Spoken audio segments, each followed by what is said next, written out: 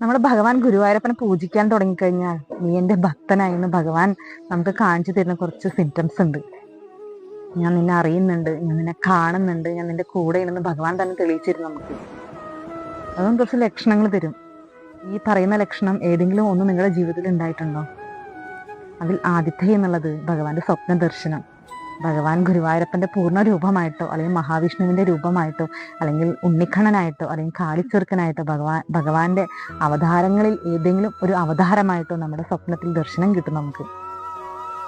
അതിന്റെ അടുത്ത ലക്ഷണം എന്നുള്ളത് നമ്മൾ പൂജാമുറിയിൽ ഭഗവാനോട് പ്രാർത്ഥിക്കുന്ന സമയത്ത്, നമ്മൾ കണ്ണുകൾ അടച്ചു പ്രാർത്ഥിക്കുന്ന സമയത്ത് പെട്ടെന്ന് കണ്ണ് തുറന്നു നോക്കിക്കഴിഞ്ഞാൽ ഭഗവാന്റെ വിഗ്രഹം നമ്മുടെ മുഖത്ത് നോക്കി ചിരിക്കുന്നതായിട്ട് ഫീൽ ചെയ്യും നമുക്ക്. അടുത്ത ലക്ഷണം എന്നുള്ളത് ഭഗവാനോട് പ്രാർത്ഥിക്കുന്ന സമയത്ത് ഭഗവാന്റെ വിഗ്രഹത്തിനോട് ചേർത്ത് മയിൽപ്പീലി വെച്ചിട്ടുണ്ടെങ്കിൽ ഒരു കാറ്റിന്റെ ശക്തിയും ഇല്ലാതെ മയിൽപ്പീലി ആടുന്നത് കാണാൻ സാധിക്കും. ഞാൻ ഇവിടെ തന്നെ ഉണ്ടെന്നാണ് അതിന്റെ അർത്ഥം. ഒരു കാറ്റിന്റെ ശക്തിയും